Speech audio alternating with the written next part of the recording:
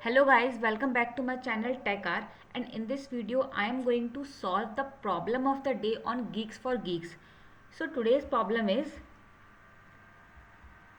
delete without head pointer, और ये बहुत सारी कंपनीज में आया भी हुआ है question, Amazon, Microsoft, Samsung and many और कंपनीज में ये आया हुआ है और ये एक इजी लेवल की प्रॉब्लम है। और बल्कि मैं तो ये कहूँगी कि सबसे इजी प्रॉब्लम शायद यही होगी, इससे इजी प्रॉब्लम कोई हो ही नहीं सकती, क्योंकि इसमें केवल 2 ही लाइन का कोड आपका आने वाला है। देखो पहले हम समझते हैं क्वेश्चन है क्या।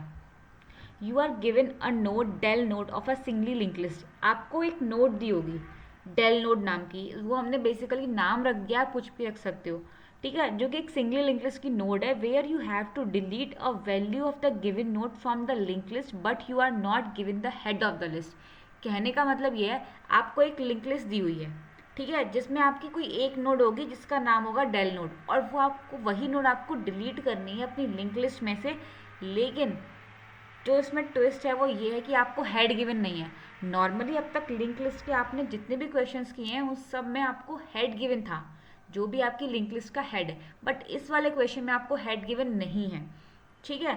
सो आगे पढ़ते हैं। By deleting the node value we do not mean removing it from the memory. अब क्योंकि हम नोड की वैल्यू को डिलीट कर रहे हैं, हम उस नोड को नहीं हटा रहे अपनी मेमोरी से। नोड हमारी ऐसी की ऐसी रहेगी, लेकिन उसकी वैल्यू को हटानी है हमें, ठीक है। The number of notes in the link list should decrease by 1। और आपकी जो लिंक लिस्ट है उसमें वो एक कम, उसका मतलब जो नंबर ऑफ लिंक लिस्ट में नोट्स हैं वो एक कम हो जाएंगी। जाहिर सी बात है, जब एक नोट को आप हटाओगे या उसकी वैल्यू हटाओगे, जैसे भी आप करोगे, तो उसमें से एक कम हो ही जाएगा। All the values before and after del node should be in the same order.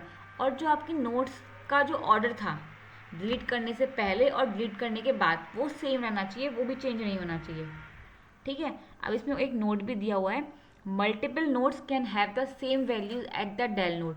मतलब जो आपकी लिंक लिस्ट है उसमें मल्टीपल नोट्स ऐसी हो सकती हैं जिसकी वैल्यू डेल नोड के जैसी ही हो, लेकिन you must only remove the node whose pointer del node is given to you. लेकिन आपको केवल वही वाली नोड डिलीट करनी है जिसका आपको डेल पॉइंटर दिया हुआ है, ठीक है, डेल नोड पॉइंटर दिया हुआ है।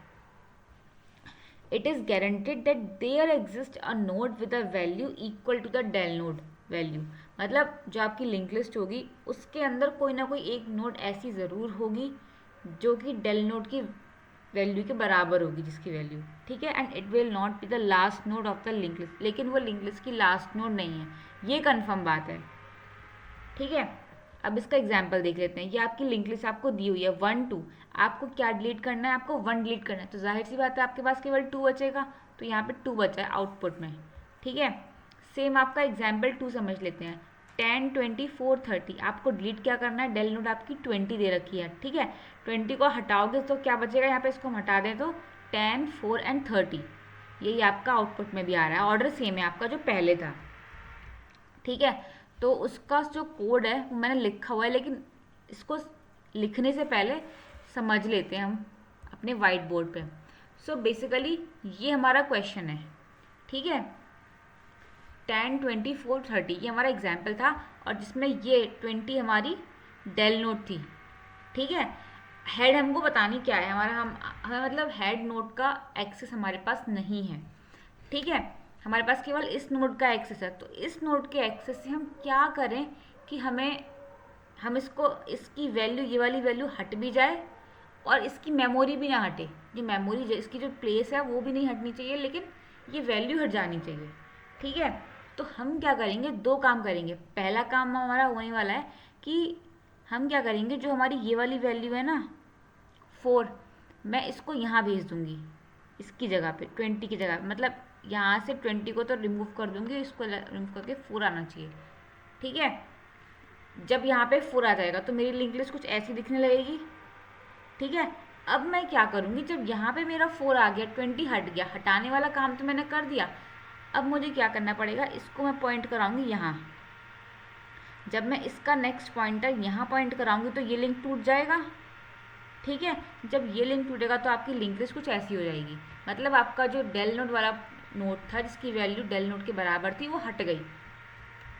आपके पास क्या रह गया, 10 4 30, ठीक है।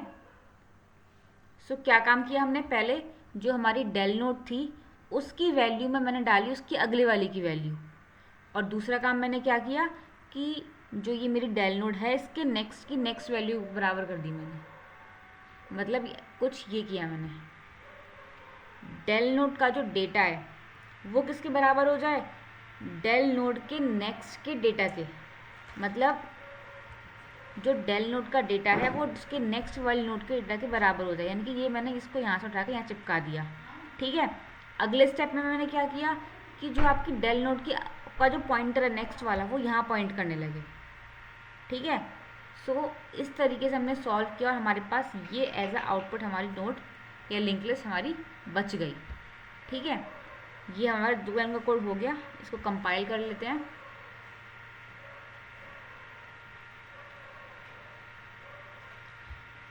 कंपाइल ये हो चुका है परफेक्टली, अब इसको सबमिट करते हैं।